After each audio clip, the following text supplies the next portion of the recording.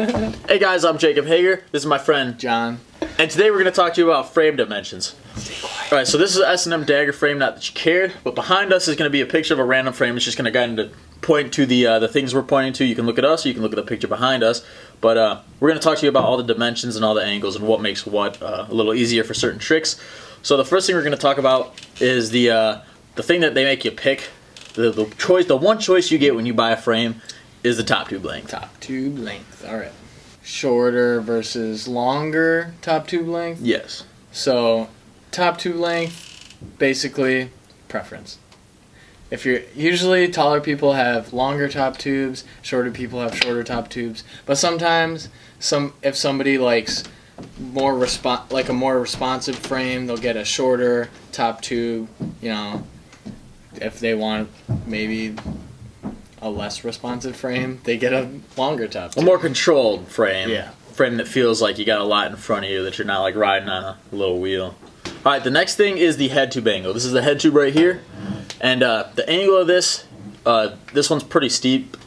It basically centers your balance of your front wheel. So if it's a steeper angle, your front wheel is going to be back. It's going to close your wheelbase a little bit tighter. It's going to make everything more responsive. You're going to spin a little bit faster. It's going to make you go over the nose end easier, so nose manuals will be a little bit easier.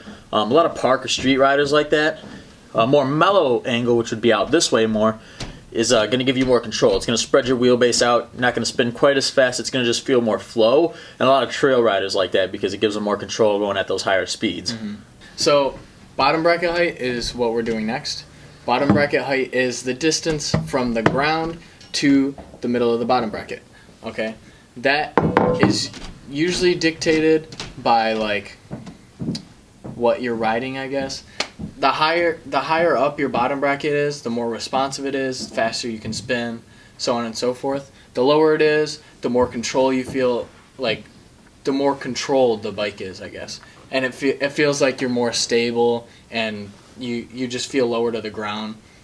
But usually when you have a higher bottom bracket height, it helps with crooked grinds, because when you're in a crooked grind, the rail is usually diagonal to your pegs and you don't want it hitting your sprocket and whatnot. So having a higher bottom bracket will help with that.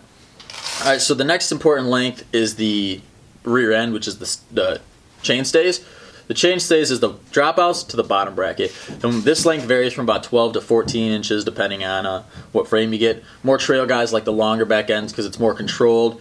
It's not as responsive. Shorter frame is going to be more responsive. It's going to be easier to spin, but it's going to be easier to loop out. So that's a downside to that. Whereas a long frame, you're going to have, if you land on your back end, you don't have to worry about looping out so much. It's like a short frame. But then again, with a short frame, you do spin a little bit quicker. You get a little more responsive feeling frame. It brings your wheelbase closer together, like I said at the beginning. So if you get a steep head tube and a short rear end, put them together, you have a really close wheelbase. You'll be able to spin really fast and it'll feel really twitchy. And then vice versa, if you have a longer rear end and a more mellow head tube, you're going to have your wheelbase spread out a little bit. It's going to be a little more control, a little more flow. That's what trail riders like. And then the last thing we got to talk about is standover height. John's going to cover that. Standover height is from the middle of the bottom bracket to the middle of the top tube. Middle of the top tube. All right. Standover height is usually where your feet are to like maybe around your knees, maybe a little lower, a little higher. But standover height is usually mostly preference, I guess you would say, because standover height doesn't affect much of your riding. It doesn't affect the feel of the frame. But when you have a higher standover height, it raises more towards your knees, but it makes it easier to like pinch your seat because your seat is closer to your knees, and that's where you pinch to like throw bar spins and whatnot.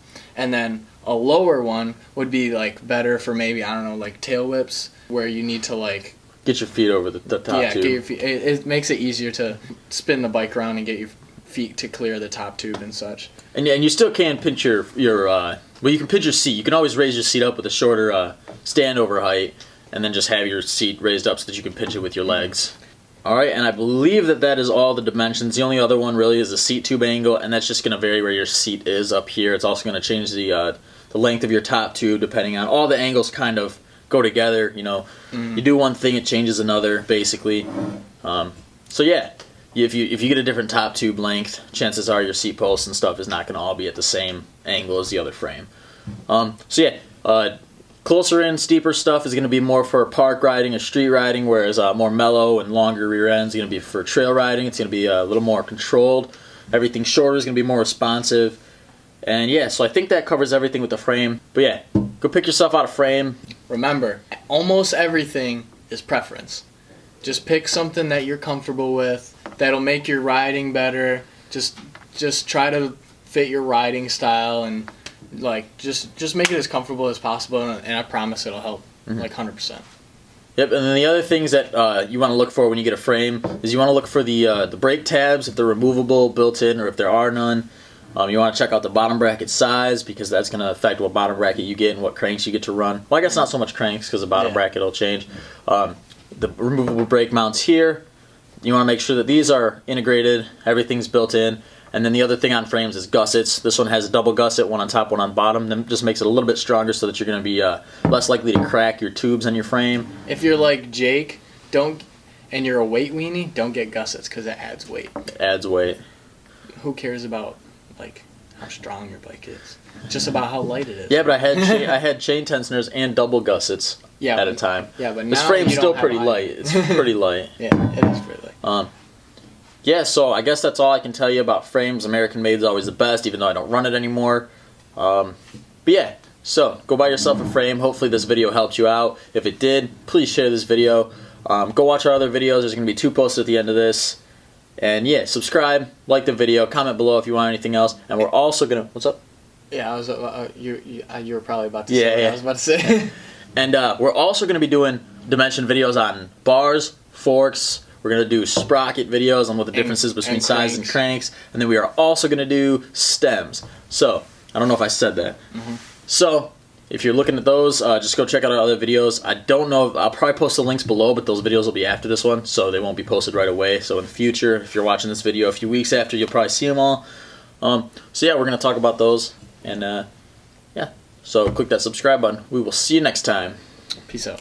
And it don't take a lot of back talk to push me into flaming them. Like that little Damien. Rock 19 to my motherfucking cranium. Gang tight gun toting motherfucker. Niggas in the grave thought Biggie was a sucker.